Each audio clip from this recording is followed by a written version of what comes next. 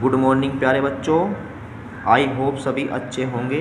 ठीक है, जैसा कि आपको पता है कि मैंने आपका कल ये वाला न्यूमेरिकल करा दिया था और मैंने ये भी लिख दिया है अब। ठीक है, जिससे टाइम की बचत हो। तो अपना टाइम बचाते हुए हम अपना न्यूमेरिकल स्टार्ट करते हैं। तो प्यारे बच्चों, इसमें कहा गया है कि एक इलेक्ट्रॉन में फिलामेंट के प्लेटों के बीच, यानी कि जो हमारी प्लेट दी हुई है फिलामेंट की, क्या है, ये दो प्लेटें हैं और इन प्लेटों के बीच जो विभवांतर दिया गया है, कितना दिया गया है हमें, ये दिया गया है 5000 वोल्ट।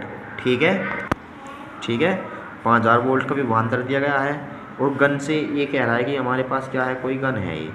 ठीक है, और इस गन से निकलने वाले इलेक्ट्रॉन का वेग कितना होगा। तो यह मान लीजिए कि इलेक्ट्रॉन की जो सतह है, इलेक्ट्रॉन की फिलामेंट की सतह पर, यानी कि यहाँ पर तो वेग कितना है, 0 है। ठीक है, तो अब ये पूछ रहा हमसे, यानी कि क्या पूछ रहा, वी पूछ रहा, और इलेक्ट्रॉन दिया है। इसका मतलब जो इलेक्ट्रॉन का आवेश होता है कितना होता है, 1.6 × 10⁻⁻19 कूलाम होता है। ठीक है प्यारे बच्चों, अब ये बताओ सबसे पहले क्या है, इसने वेग पूछा है और वेग किस में आता है हमारा, गतिज ऊर्जा में 1/2 mv², यानी गतिज ऊर्जा में तो आता है 1/2 mv², यानी ये भी ऊर्जा है। लेकिन हमें कार्य ऊर्जा 11th में पढ़ी होगी, जो किया गया कार्य होता है वो गतिज ऊर्जा में क्या है, परिवर्तन के बराबर होता है। लेकिन हमारी स्टार्टिंग में जो गतिज ऊर्जा है 0 है, तो इसके अनुसार जो किया गया कार्य है डेल्टा के बराबर होगा। ठीक है प्यारे बच्चों, तो यहाँ से लेकिन हमें पता है कि जो W बराबर होता है हमारा इस चैप्टर में, क्या होता है W बराबर Q × V, क्योंकि जो V बराबर होता है W/Q, तो यहाँ से Q की मल्टीप्लाई इसमें हो जाती है, तो W बराबर कितना मिल जाता है, QV। तो आई होप प्यारे बच्चों समझ में आ गया होगा। तब हमसे क्या पूछ रहा है, ये इलेक्ट्रॉन का वेग पूछ रहा है।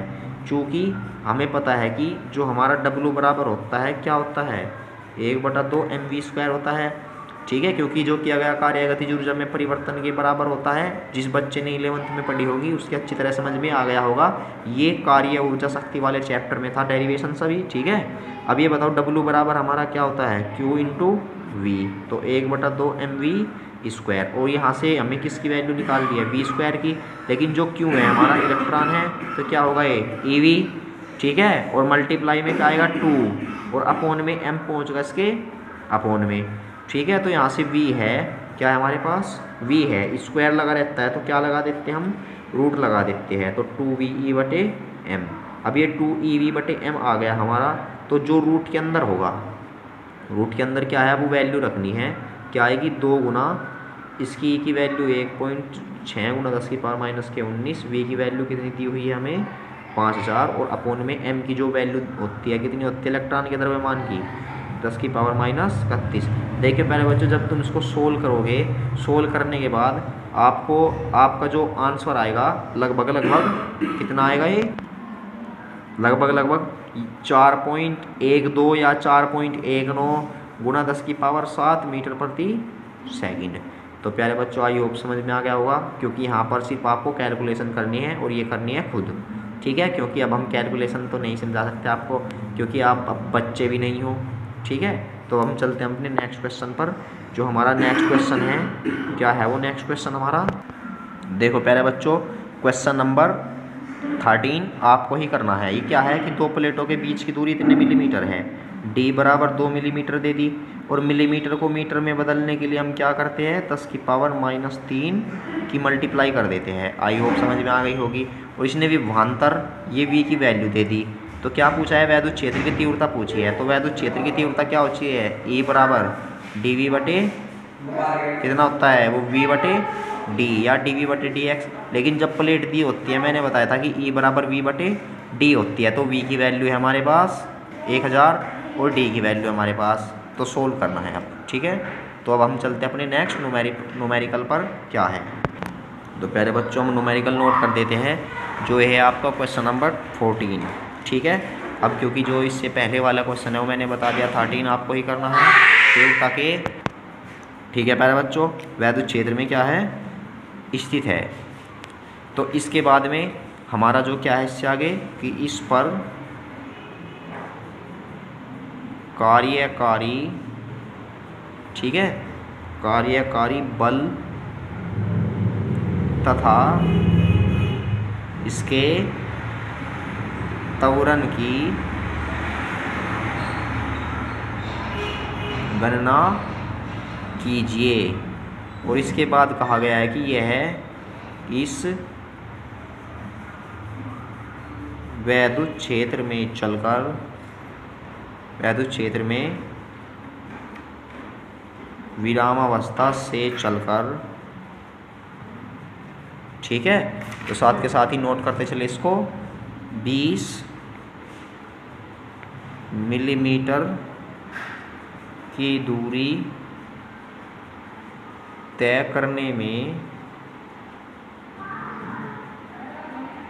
कितना समय लेगा।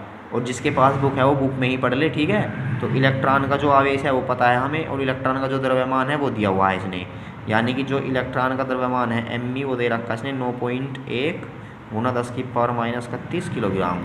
तो प्यारे बच्चों देखो न्यूमेरिकल में क्या कहा गया है। देखो एक इलेक्ट्रॉन इतने वोल्ट मीटर के तीव्रता, यानी ई की वैल्यू दे दी हमें, क्योंकि वोल्ट प्रति मीटर किसकी मात्रक होता है, ई की, वैद्युत क्षेत्र में स्थित है। क्योंकि कह दिया ना कि वैद्युत क्षेत्र में स्थित है, इस पर कार्यकारी बल, यानी इस पर लगने वाला क्या ज्ञात करना, हमें बल ज्ञात करना। तो सबसे पहले जो इलेक्ट्रॉन का आवेश होता है कितना होता है, 1.6 गुना 10⁻19 कूलाम, ठीक है प्यारे बच्चों। अब ये बताओ इस पर कार्यकारी बल तथा इसके त्वरण की गणना कीजिए, यानी एक ए ज्ञात करना है। तो सबसे पहले देखो ई बराबर क्या होता है, चूँकि डायरेक्ट लिख रहा हूँ मैं, F/Q ही तो होता है फॉर्मूला, फर्स्ट चैप्टर में बताया था आपको कि क्या है कि एकांक आवेश पर लगने वाले बल को हम वैद्युत क्षेत्र की तीव्रता कहते हैं। अब ये बताओ यहाँ से हमें F ज्ञात करना है, तो F बराबर क्या आएगा, E/Q। तो यहाँ से F बराबर ई की वैल्यू कितनी है हमारी, 1.2 गुना 10⁵, ठीक है। और Q की वैल्यू, और जो Q की वैल्यू है हमारे पास कितनी है, इलेक्ट्रॉन के आवेश के बराबर है, ठीक है। देखो जब हम इसको सोल्व करते हैं प्यारे बच्चों, ठीक है, क्या है, जब हम इसको सोल्व करते हैं तो लगभग हमारा क्या आएगा, 1.10⁻⁻14 न्यूटन। तो आई होप आपको समझ में आ गया होगा। अब इसके बाद अब हमसे त्वरण पूछा है। अब त्वरण ज्ञात करने के लिए न्यूटन का दूसरा नियम होता है 11th में, F बराबर ma।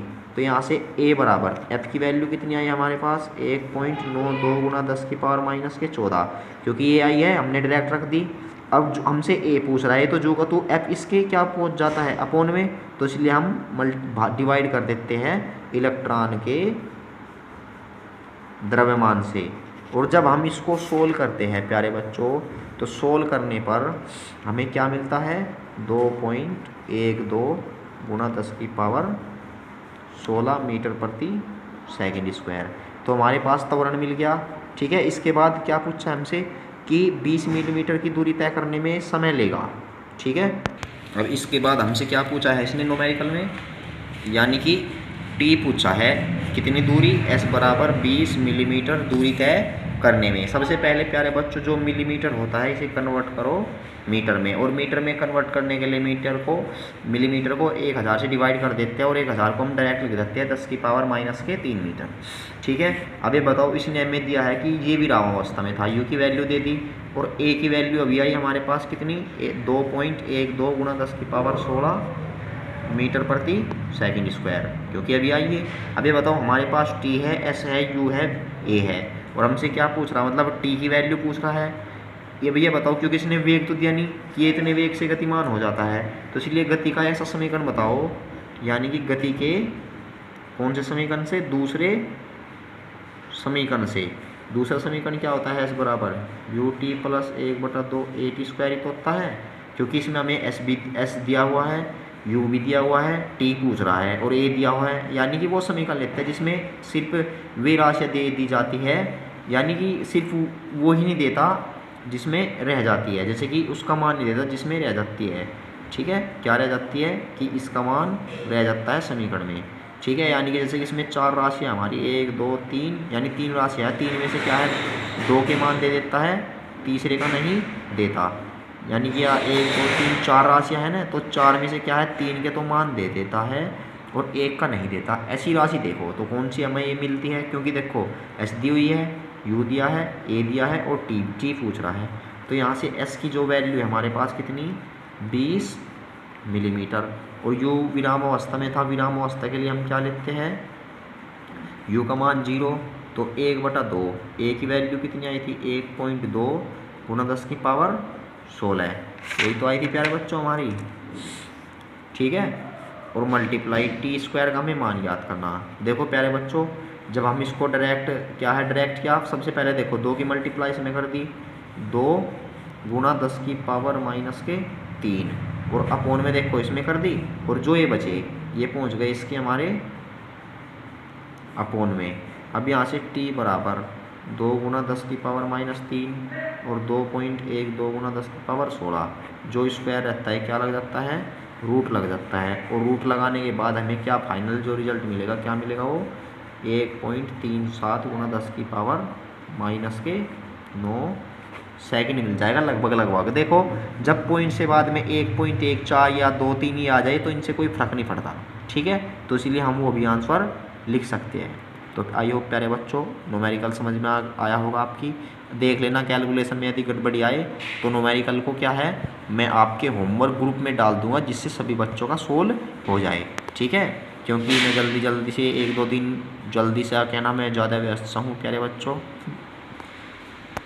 तो प्यारे बच्चों जो हमारा नेक्स्ट न्यूमेरिकल होगा क्वेश्चन नंबर 17, इससे पहले आपको ही करके देखना है, यदि न होए तो उनको छोड़ देना। ठीक है, तो क्या है 2 इलेक्ट्रॉन प्रत्येक 10 की पावर 6 मीटर प्रति सेकंड के वेग से क्या कर रहे हैं, एक दूसरे की ओर छोड़े जाते हैं। ठीक है, तो इसमें कहा गया है कि वे अधिक से अधिक कितने समीप आ सकते हैं, कितने समीप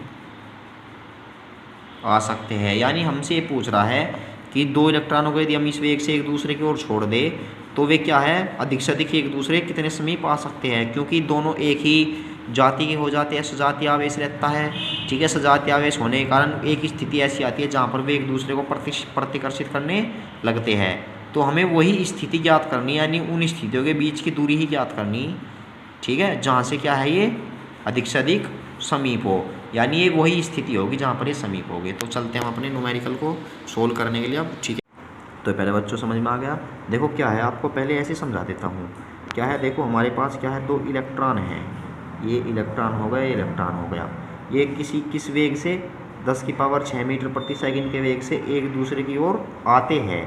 अब ये बताओ जब ये एक दूसरे की तरफ को आते हैं तो इनमें कौन सी ऊर्जा विद्यमान होती है हमारी, क्योंकि गति के कारण कौन सी ऊर्जा होती है, गतिज ऊर्जा। तो प्यारे बच्चों समझ में आ गया। लेकिन जब ये एक दूसरे की तरफ को आते हैं तो एक स्थिति ऐसी आती है, क्योंकि इस पे भी निगेटिव होता है और इस पे भी निगेटिव होता है, क्योंकि एक स्थिति हमारी ऐसी आती है जब ये एक दूसरे को क्या करने लगते हैं, प्रतिकर्षित करने लगते हैं। क्योंकि यदि हम इन दोनों को पास पास लाते हैं तो प्रतिकर्षित तो करते हैं। मैंने आवेशों के गुण में लिखवाया था कि सजातीय आवेश यानी समान प्रकृति के आवेश हमेशा एक दूसरे को प्रतिकर्षित करते हैं। तो आई होप प्यारे बच्चों ये बात समझ में आ गई। ठीक है, जब ये बताओ हमने मान लिया कि ये कंडीशन वो वाली है जहाँ पर ये आते ही एक दूसरे को प्रतिकर्षित करने लगते हैं, तो हमें यही दूरी ज्ञात करनी। तो प्यारे बच्चों सबसे पहले बताओ जब इनमें गति थी, गति करके आए तो गति के कारण गतिज ऊर्जा, लेकिन जब ये रुक जाते हैं तो यही इनकी गतिज ऊर्जा किस में परिवर्तित हो जाती है, क्योंकि स्थिति ये किसी स्थिति में ही तो आ जाते हैं, तब गति करने के बाद किसी स्थिति में आ जाते हैं। तो स्थिति के कारण इनमें कौन सी ऊर्जा होती है हमारी, स्थितिज ऊर्जा। ठीक है, और ये क्या होगी हमेशा दोनों बराबर होती है। क्यों होती है अभी बताया, क्योंकि गति के कारण ही क्या उत्पन्न हुई हमारी स्थितिज ऊर्जा उत्पन्न हुई। और इसके पहले लगा देते हैं हम वैद्युत स्थितिज ऊर्जा। अब ये बताओ गतिज ऊर्जा का जो सूत्र होता है क्या होता है, mv²। और यहाँ से जो हमने इसमें चैप्टर में एक वैद्युत स्थितिज ऊर्जा का फॉर्मूला लिखवाया था 1/4πε0 इंटू Q1 Q2/R लिखवाया था ना प्यारे बच्चों, एक बार पीछे जाके देखना अपने नोट्स में।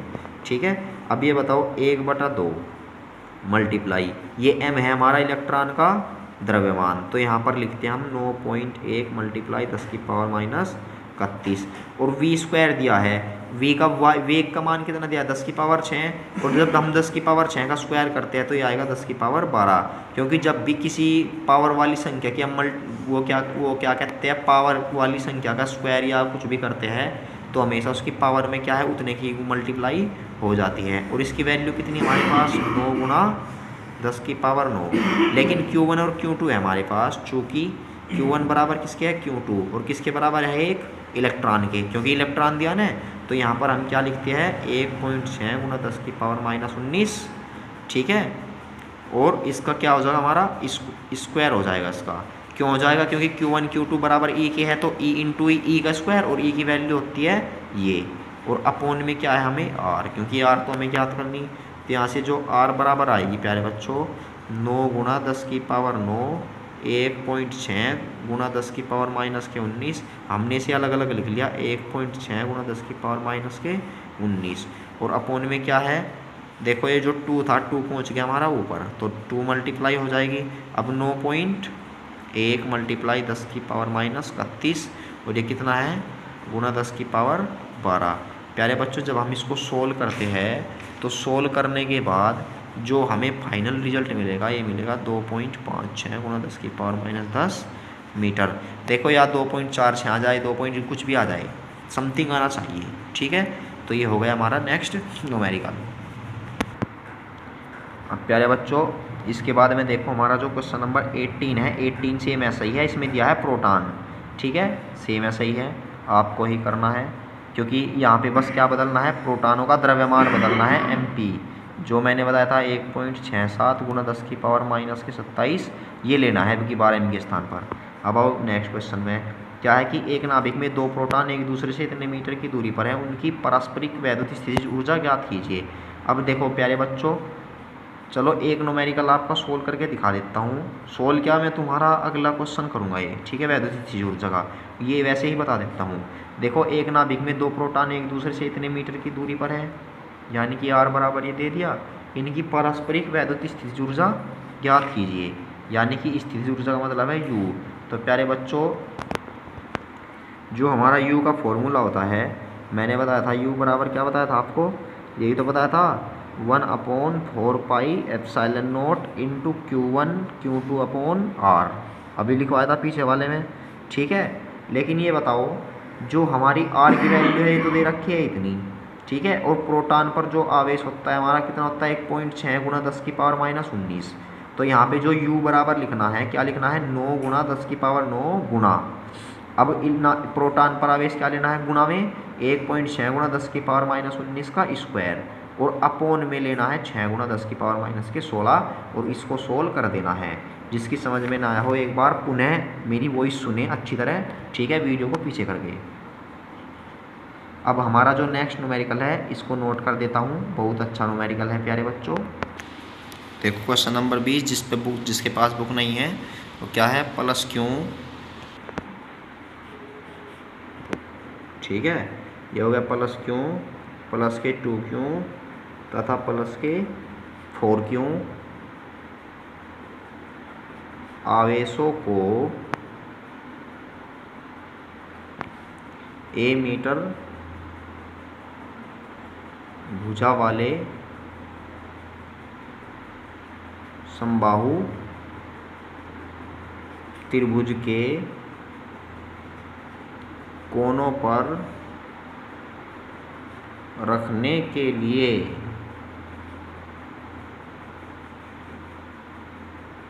कितना कार्य